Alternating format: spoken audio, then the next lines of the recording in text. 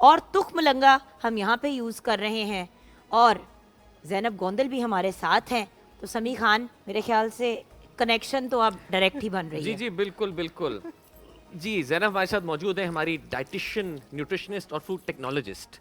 अच्छा, आज हमने बात करनी थी चिया सीड्स, जिसे तुख्मे दाऊदी कहते हैं जी।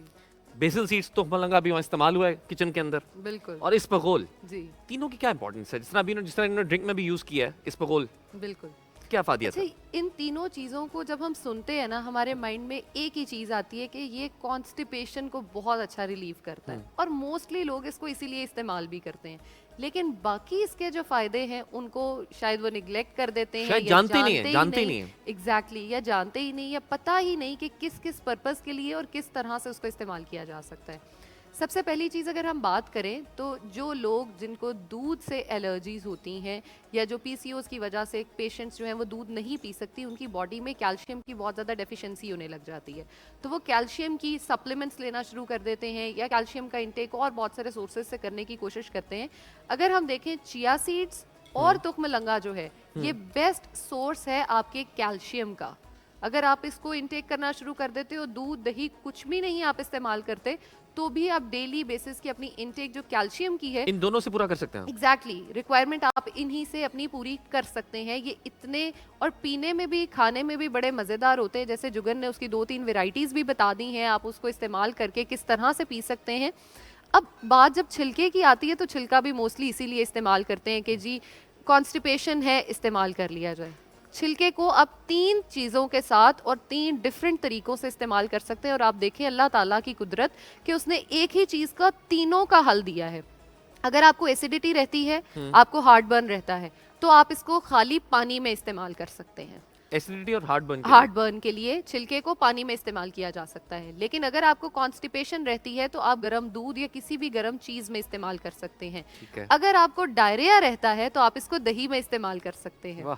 अब देखें, दोनों वेरिएशंस और हल एक ही, सिर्फ इस्तेमाल करने के तरीके से उसकी फायदे मुख्तलिफ हो जाती है। बिल्कुल बिल्कुल। अब जो छिलका होता है वो अपने से तकरीबन 10% ज्यादा पानी खुद में एब्जॉर्ब कर लेता है। ठीक है, इसलिए जब भी पिए, तीनों में से किसी चीज का भी इस्तेमाल करें, कोशिश ये करें वाटर इनटेक जो है वो ज्यादा रखें अपनी, क्योंकि ये खुद भी पानी देते हैं, आपको भूख नहीं लगने देते। सबसे ज्यादा ये लॉन्ग लास्टिंग होते हैं, आपकी जो है ना बॉडी में भूख का एहसास बहुत कम होने देते हैं, क्योंकि फाइबर आ जाता है। हाँ, फीलिंग ऑफ फुलनेस ये बहुत अच्छी देते हैं आपको, क्योंकि छिलका जो है वो तो दोनों फाइबर की फॉर्म है, सॉल्युबल भी और इनसॉल्युबल भी। अच्छा, क्वांटिटी कितनी? जैसे आपने कहा कि आपकी दूध की कमी, यानी अगर आप जो नहीं कैल्शियम ले सकते वो इससे पूरा कर सकते, कितनी क्वांटिटी में लेना चाहिए? 1 चम्मच चिया सीड्स और तुख्मलंगा जो है वो अगर आप इस्तेमाल करते हो डेली बेसिस पे, ये मैं बात कर रही हूँ +10 की, तो उनके लिए ये इनफ होता है, उनकी डेली बेसिस की इंटेक पूरी हो जाती है। अगर हम 10 से नीचे की बात करें तो आफ्टर 5-6 इसको स्टार्ट कराना चाहिए, उससे पहले नहीं, क्योंकि उन लोगों पे फिर डायरिया जो है ना वो ज्यादा कॉमन होने लग जाता है, इसलिए नहीं इस्तेमाल कराना चाहिए। जैसे भी आपने कहा कि इसके बाद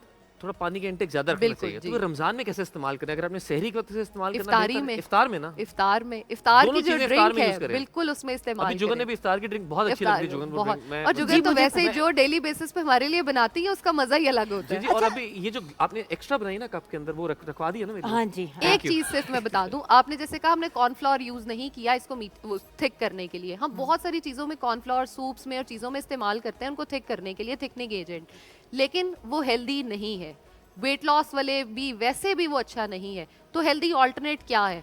आप छिलका अगर इस्तेमाल कर लें तो वही थिकनेस जो आपने उसमें से लेनी है कॉर्नफ्लोर से, वो आप छिलके से ले सकते हैं। छिलका क्योंकि पाउडर फॉर्म में भी अवेलेबल होता है, तो वो कॉर्नफ्लोर जैसा ही हो जाता है। आप उसको उसी तरह से यूज कर सकते हैं, एंड फिलिंग भी होता है। बिल्कुल। अच्छा, एक चीज, सहरी में आपने कहा कि नहीं इस्तेमाल करना चाहिए, बट मुझे जो चीज़ कंफ्यूज करती है वो ये है कि अगर आपके पेट को फुल रखता है ज़्यादा देर, तो क्या बेहतर नहीं है कि सुबह आप सहरी खाने से पहले 1 ग्लास में इसबगोल मिक्स करके पानी में पी लें, या तुख्मलंगा पी लें, या फ्लैक्सीड, जो भी? आदि न्यूट्रिशनिस्ट ये खुद भी है, मैं आपको बताऊं। मैंने लास्ट में कहा था कल आप दोनों एक दूसरे को गाइडेंस दे रही थी। नहीं, असल में क्योंकि जो बात उन्होंने कही है वो बहुत ट्रिकी है और बहुत कम लोगों को पता होती है। देखिए जुगन का आप जर्नी देखें ना, जुगन ने वेट लॉस किया है, तो उन्होंने सारी टेक्निक्स, वजन चढ़ाना और उतारना दोनों मैं आपको सिखा सकती हूँ। बट द पॉइंट इज, मुझे एक्चुअली वेट क्यों इसलिए चढ़ता है क्योंकि मैं फूडी हूँ। अक्सर लोगों को लगता है कि मैं नेचुरली प्रीडिस्पोज्ड हूँ टू वेट गेन। मुझे वजन सिर्फ तब चढ़ता है जब मैं दिन में 3 दफा खाना भी निहारियाँ, खाती हूँ, फिर पाए। चाय पे भी खा नहीं, और वो खाना बिल्कुल सही है। सहरी सुबह के टाइम कभी निहारी खा रही हूँ तो कभी पाए खा रही हूँ। इन चीज़ों से मुझे वेट गेन होता है ना। अब पीटीवी के नान चने बड़े फेमस हैं यहाँ पे, जब आते हैं तो और अक्सर जुगन जो है ना वो मॉर्निंग शो में भी कह रही होती है नान चने खाने, नान आज चने रुक जाओ खा नान के चने जाना। खाने। तो मुझे ये चीज़ प्लीज एक्सप्लेन कर दें कि अगर आप सुबह सहरी करने से पहले ठीक है, ये खा लें पी लें तो ये बेस्ट है। तो आप कम नहीं फिर खाएंगे? मतलब अगर वेट लॉस करना है, ये नहीं कि आप बिल्कुल ही भूखे रहें, बट मतलब फिर मिकदार कम नहीं हो जाएगी खाने अगर आप वेट लॉस कर रहे हैं तो इसका बेस्ट वे सहरी में यूज करने का ये है कि आप तकरीबन 2 से 2:30 बजे के दरमियान अपना चिया सीड्स, तुख्म लंगा या जो भी है आप उसको पी लें, कंज्यूम कर लें।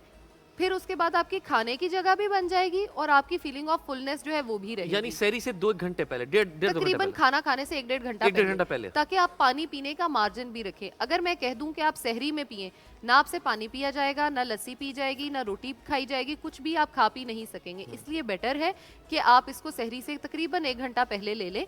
और जो दूसरी वेरिएशन आप इसमें ला सकते हैं वो ये है कि आपने इसको जब 2-2:30 बजे इस्तेमाल किया, उसके बाद जितना पानी लस्सी आप पी रहे हैं वो आपकी वैसे ही कम हो जाएगी और आपको बार बार उठना नहीं पड़ेगा और बार बार जो है ना आप तंग नहीं होंगे रोजे में भी। और उससे भी मज़े की चीज़ इसमें एक और जो है वो ये है कि आपने जब इसको सहरी में इस्तेमाल कर लिया तो इसके जो छोटे छोटे बॉल्स होते हैं, अक्सर लोग कहते हैं बड़ी अजीब सी फीलिंग आती है, वही बॉल्स जो हैं वो ब्रेक डाउन होते हैं और ब्रेक डाउन होके आपके वाटर का इंटेक जो है उसको भी पूरा कर रहे होते हैं और आपको भूख भी नहीं लगने देते।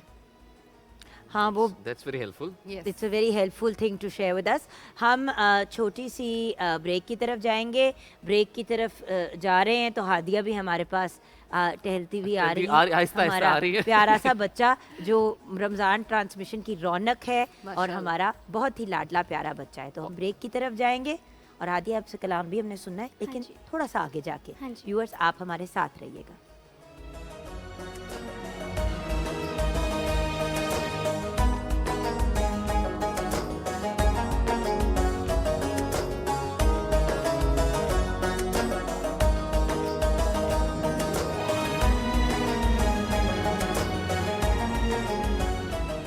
एंड में हमारे व्यूअर्स को क्या पैगाम देना चाहेंगी आज के हमारे टॉपिक से रिलेटेड, ज़ैनब आप?